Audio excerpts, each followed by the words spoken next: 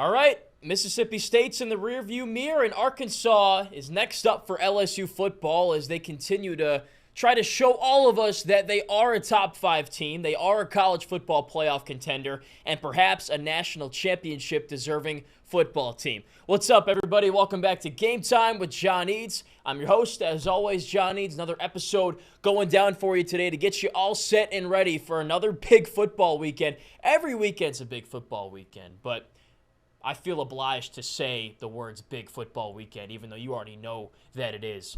We got a great episode planned for you guys today. We're talking LSU entering the defining stretch of the season here. The 4-game stretch that I told you a few weeks ago is going to tell us everything we need to know about this football team. We'll dive deeper into the game itself and really talk about the one aspect of Arkansas football there is to talk about, and that's their quarterback, KJ Jefferson. And we got Tulane in the mix. Tulane. I got to learn how to say that correctly. In the mix today. Could they repeat as American Athletic Conference champions again? I certainly think so. We'll argue that later. And then the Saints have another game this weekend on the road at Green Bay. Toss-up game, but what they've done already, starting 2-0, I think is very impressive without Alvin Kamara. And you're getting Alvin Kamara back after this game. Scary. Watch out. We're going to talk about that today. Be sure to follow us on social media if you don't already. It's at WAFB for the station. For myself, at John Eads WAFB.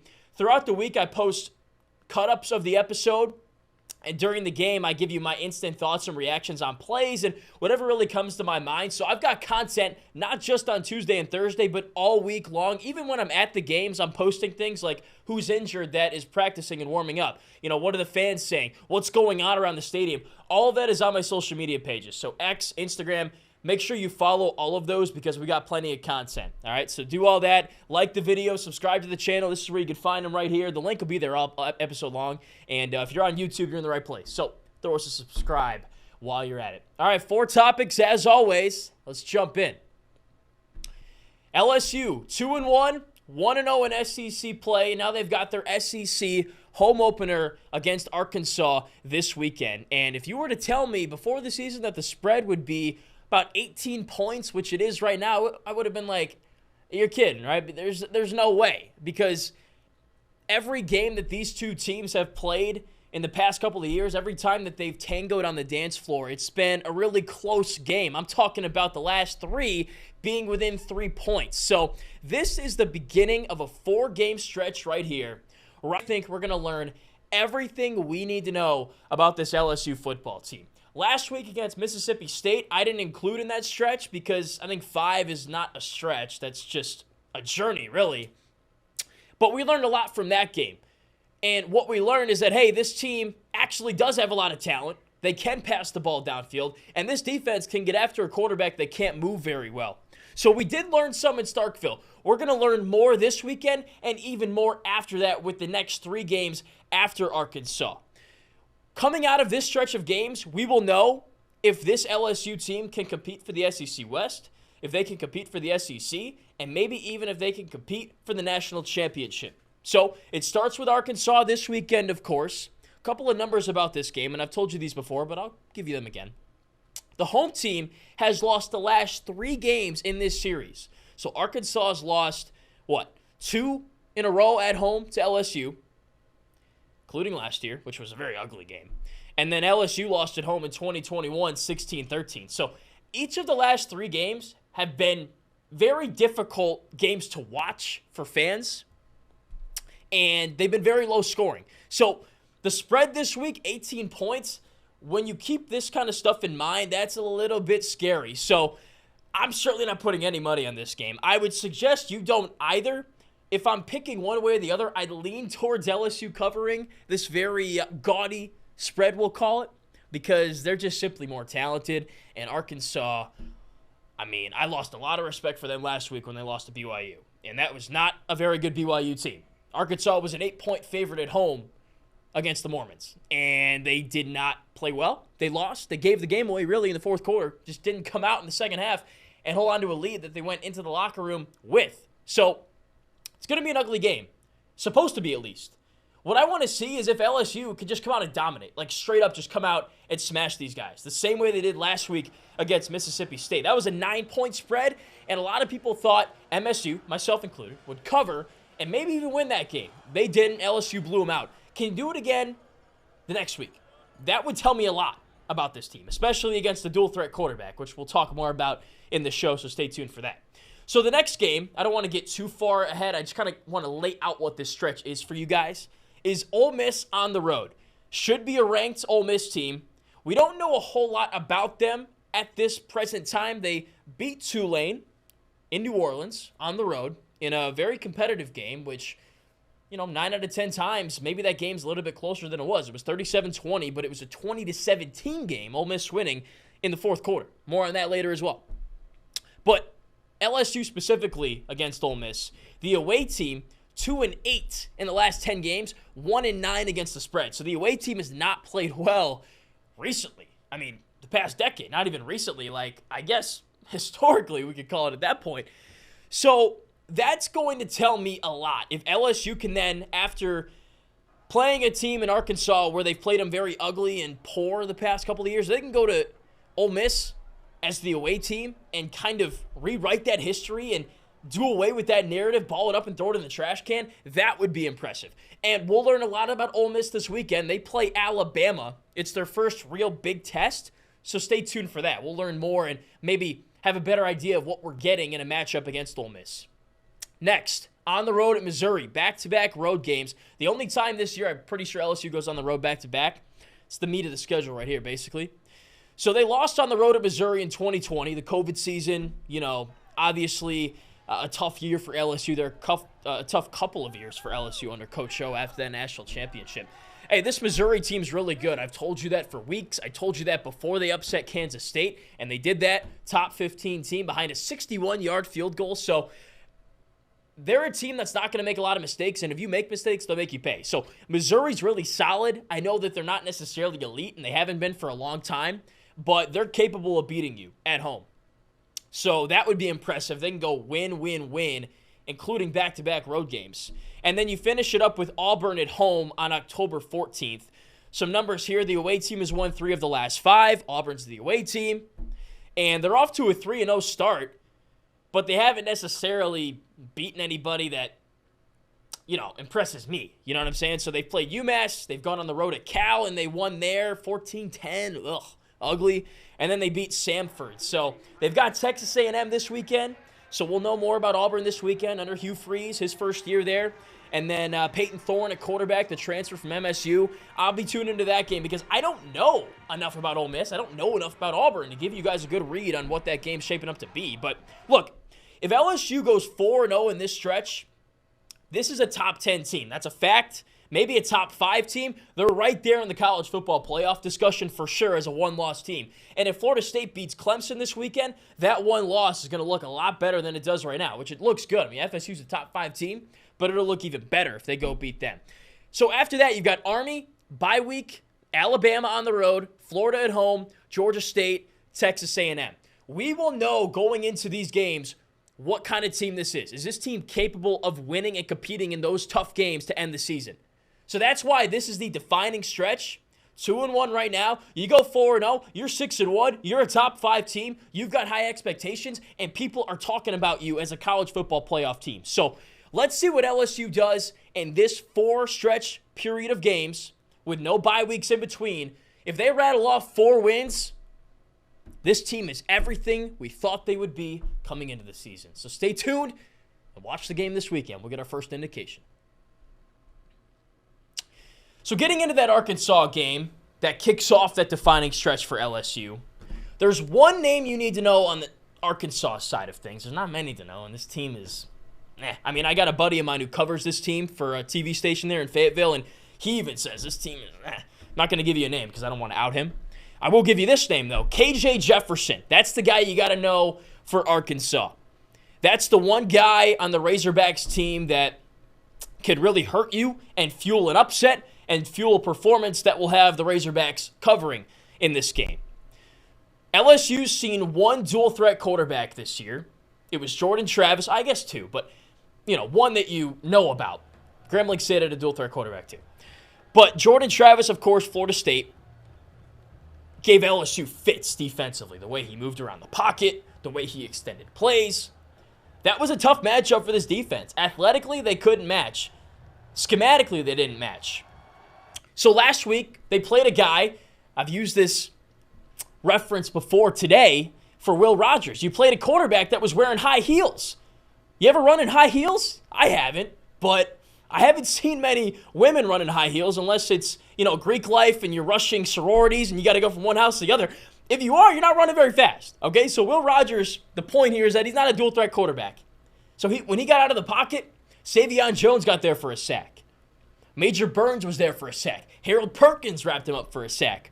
He's not a guy that's going to hurt you with his legs. KJ Jefferson will, and he has before against LSU when he's played back in 2021.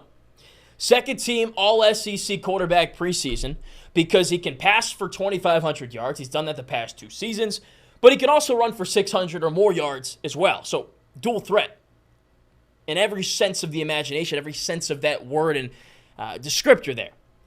He can make the throws, move the ball through the air, but also get first downs and pick up chunks with his legs, right? If he's in a game where he's breaking tackles, where he's getting out of the pocket with nobody laying even a finger on him, he's a problem. Like, this guy is basically Taysom Hill, but a better thrower. And a guy that plays quarterback every down, you know what I'm saying? So the point is, if you let him get out in space, he'll turn a 10-yard gain into a 40-yard gain, maybe even into a touchdown. So you cannot let him get out of the pocket. And really, nobody has let him do that this year very much. His numbers aren't that great. He passed for about 250 in the first game against Western Carolina. Don't care. And then he didn't really play much against Kent State the next week, just kind of a blowout game where you come in, you take care of business, whatever. He did run 13 times over 48 yards against Kent State, and he did the same last week against BYU, 13, but for 21 yards. That number is not sack adjusted, though his longest run was 21 yards. I watched the film, and it was on a play where a linebacker missed a tackle, and it would have been a 4 or 5 yard gain. So he hasn't really gashed anybody yet, and his passing numbers are what they are. He's not a guy that'll beat you with his arm, in my opinion. Why? Because if you get him behind the sticks like BYU did and force him to read a defense against the blitz, his first reaction is going to be to escape the pocket and use his legs. I think he relies on his legs too much. And really, his offensive line hasn't given him enough time to even go through the thought process of, maybe I should take off and run. Because by then, he's already got somebody wrapped around him like a backpack, taking the ball out of his hands for a fumble or forcing him to make a bad decision with the football and throw an interception, which he did last week. And look, this BYU defense is not good. So Arkansas put up 31 points on them. They probably should have put up more. They're supposed to allow BYU 30 points per game, which is more than the points they're supposed to score on a game-to-game basis, about 27.5. And when that's the case, you don't have a good football team. They got a weak defensive line, mid-linebackers, and a meh secondary. So I wanted to check and see, hey, is BYU's defense supposed to be good? Is that why they contained KJ Jefferson last week? No, not at all. KJ contained himself. That's what he did. So that's how you bottle up KJ. And by the transitive property of equality, which we all remember, of course, from math class, that is how you stop this Arkansas offense, because it's all centered around KJ Jefferson. Get him behind the chains. 2nd and 18. That's when he threw that interception against zone coverage behind his zone blitz. 3rd down and 7, late in the game. Pressure comes. He's in the pocket. Doesn't even have time to go through his progressions. He's already got someone on him. He's already having the ball stripped from his hands for a fumble, which BYU recovered. And then he fumbled the next drive again. Luckily, his offensive lineman picked it up and ran, I guess you could say, back to the line of scrimmage. So he's got fumble problems. He's got coverage dissection problems. Okay, you can't read a defense, especially against a blitz. Just doesn't, those rapid reactions don't fire. Those synapses or whatever those neurology things, they don't happen for KJ Jefferson. He's not that skilled of a passer, which is why he's played college football for 5 years now. All right, so here's the key. Here's the game plan on game time for LSU this Saturday defensively. Harold Perkins, same thing he did with him last year. He had 8 tackles, 3 sacks, 2 forced fumbles in this game. KJ didn't even play. Same deal. He's your quarterback spy. He's locking in on KJ, and wherever KJ goes or doesn't go, yeah, Harold Perkins is right there. Harold Perkins is KJ Jefferson's best friend and his buddy for a day, okay? They're going to do everything together. They're going to hang out, they're going to get a hot dog together, and Harold's going to get some sacks, all right? So that's the game plan there. Load up the box. Force Arkansas to beat you with their passing game. They can't do that. Their top 2 wide receivers are Division II transfers. One from Texas A&M, Commerce, I think, something like that. And then the other one from Hillsdale. Shout out Hillsdale Chargers up in Michigan there. Isaac Tesla, cool name, but not a receiver that's going to beat an LSU defense, all right? So put 7-8 guys in the box. Force Arkansas and Raheem Rocket Sanders, their star running back, if he even plays. He missed last game. He's questionable for this game. Force them to go against the heavy box. And if Arkansas wants to pass the ball and beat this secondary, tip your cap if they do it. I don't think they can. So that's the game plan for LSU. This is a favorable matchup. This defense is sitting down at the dinner table with a steak and potato dinner, and they're licking their lips. They're craving this matchup because it is perfect for LSU, and I can't wait to see it all unfold. I think LSU dominates. I think they win this game, and they cover the 18-point spread because they will contain KJ Jefferson, and Arkansas won't do anything offensively to keep up with this team. All right, let's head over to New Orleans now and talk American Athletic Conference because Tulane is a team to watch this season. I think they're going to repeat as conference champs this year. This team is really stinking good. They're 2-1, lone loss to number 20 Ole Miss in a very competitive game. Like, there were points scored in the fourth quarter. I think Ole Miss scored like 20 points or maybe 17 points, something like that in the fourth quarter there to make this score look a little bit more respectable for them so people who didn't watch the game or tune into it are like, oh, okay, they won by 17. Yeah, good win. No, wasn't really like that. It was 20-17 going into the fourth. And then Tulane had a turnover on downs deep in Ole Miss territory. They could have kicked a field goal, but I guess they don't have a good kicker. Or they were just being aggressive. And then they had a fumble return for a touchdown. That was 7 for Ole Miss. And then they had a fourth down touchdown they gave up. So Ole Miss scored on that as well. It was like a 4th and 4, which swung the game. They get a stop there. Who knows what happens.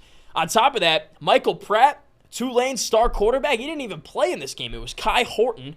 And Horton played the last game as well against Southern Miss. So we haven't seen Michael Pratt since the season opener, and what an opener it was. Guy was a second-team preseason All-AAC quarterback, and with good reason. I've seen this guy play for a couple of years now. He's an NFL quarterback, I think. Like, he came in as a freshman and immediately changed the narrative on this team. Like, in 2020, I was sitting in my dorm room at school, and I'm telling everybody that'll listen to me, hey, watch out for Tulane, man. They got a pretty good football team down there. And, well, they have the past couple of years. Really good the past 2 years. When you beat USC in a bowl game with Caleb Williams, the Heisman Trophy winner, pretty good football team, obviously. So here's the deal.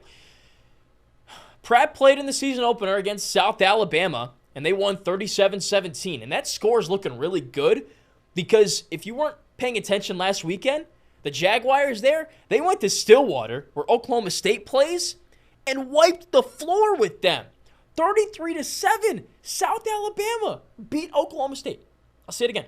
South Alabama 33, Oklahoma State 7 in Stillwater, where the Cowboys play.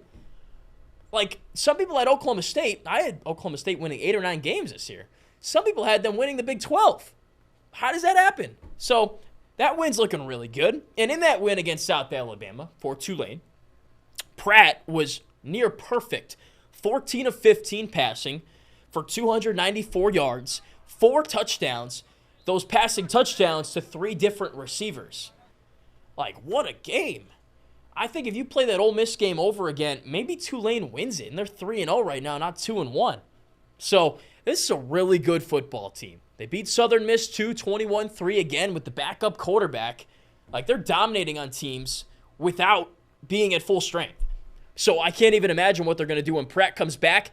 And if you've not heard the news already, Tulane fans, Pratt is back this weekend. Back from that knee injury. Missed the last 2 games. He'll play against Nicholls State this weekend in what I think is their final non-conference matchup. As far as conference play goes, your toughest games, I think you got really only 2 of them. Now, East Carolina's solid. Rice has shown that they're pretty good. Like, the AAC is no slouch, but in terms of, like, difficult games where I don't know if you pull out a win, these are the two that I was looking at. You got Memphis on October 13th, but you're coming off a bye week. It's on a Friday. Memphis also off a bye week, but that's on the road, so always tough to play there against those guys. And then your final regular season game is against Texas San Antonio, which is a really solid program. They've racked up a lot of wins the past few years. Off to a tough start this year, though. 1-2. They lost to Houston, so that's a conference game they've already recorded an L in, so I guess you have the upper hand on them right now. And if you go undefeated the rest of the way, you win the regular season, obviously. And then Army, they lost to as well. That was a bit of a head-scratcher for me. I was like, what are we doing? Army? Seriously? So UTSA not off to the hottest start, and that's your regular season finale there, and it's at home. That place is going to be bumping. And that could be for the conference regular season championship right there. So a lot of hype around that game. Love the offense. Pratt, the run game's good. Nice quartet, trio of receivers that step up every game. And this defense, we got to talk about the defense. I'm not leaving the defense out because you cannot leave this defense out. This defense is really good, really underrated in my opinion. That D-line, for an AAC team, I think could stack up with Big Ten and SEC defensive lines. Like, they held Ole Miss to 89 rush yards, 2.5 per carry. Quinshawn Judkins, that's a popular name in college football. He's an All-American running back. Yeah, he ran 18 times for 48 yards against Tulane. That's 2.5, 2.7 per carry. That's not All-American numbers. You're doing things that SEC defensive lines can't do. There are teams last year, LSU, that could not stop Quinshawn Judkins. So that D-line's great. The linebackers are solid. And Ole Miss is the only team to pass for more than 200 yards, 267 at that. And that was with Jackson Dart. And they're a predominantly passing team anyway. South Alabama, Southern Miss, they didn't get over 200. So you're stopping the run and you're stopping the pass against some good teams too. Like, what is there not to like about Tulane winning the AAC again? All this conference realignment stuff, maybe the ACC should drop that A from the AAC and bring Tulane into the ACC. Maybe the Big Ten should give them a call. This is a good team. This is a good program. And I wouldn't be surprised if they don't lose again this season. So watch out for Tulane. If you're asking me, you're putting me on the spot. I guess I put myself on the spot because I'm the only one here. This team's winning the conference. And I don't think they're going to lose again the rest of the season. So we'll see how that plays out. But I'm very confident in that prediction. So roll on, Green Wave. They've got Nichols this weekend. And I don't think they're picking up another L the rest of the year. All right, sip of coffee. Can't see the sponsor because they don't sponsor us yet. All right, Saints to finish it up. 2-0 start. It's been very impressive. They're 2-0 for the first time since 2013, and they did it without Alvin Kamara. That was awesome. That was one of the biggest talking points in the past couple of months. What will this team look like without Kamara? I know it was only a 3-game suspension, but 3 games is 3 games. You start 0-3 like my fantasy team probably will, you're in trouble. I don't think that you're winning a division title. I don't think you're winning a conference title, any of that stuff. They've gone 2-0 without, I don't think it's up for question, their best player. And I said if you can pull out 2 wins in those first 3 where Kamara's not playing, awesome, perfect. 2-1, I can work with 2-1. They've got a chance to go 3-0 without this guy. So if they do pick up this 3rd win against Green Bay this weekend, it's a cherry on top of that ice cream sundae because, again, he's your best player. And you can't be expected to win 3 straight games without your best player in the lineup. And I want to focus on what Kamara brings back to this team when he does return. I think that's the most important thing to talk about here. So, Saints fans, again, I was watching the game with a Saints fan on Monday night there. And the first thing he says to me when I meet up, his name's Chris. He actually works here. First thing we talk about is, dude, what are they doing on 3rd down? 3rd down 2, 3rd down and 3, they're passing the ball. I'd say if you're talking about statistics, you probably run the ball on a 3rd and short situation, 60% of the time? Pass it 40 maybe even 65, 35. They were passing it like every 3rd and short because they don't trust the offensive line and they don't trust Jamal Williams or, Tony Jones, although Tony Jones was clutch in the second half, to pick up those yards and move the sticks. With Alvin Kamara in the game, not only does he have just a different edge about him when he runs the ball, but you can run him out of the backfield in every which direction. Like, they call it a route tree.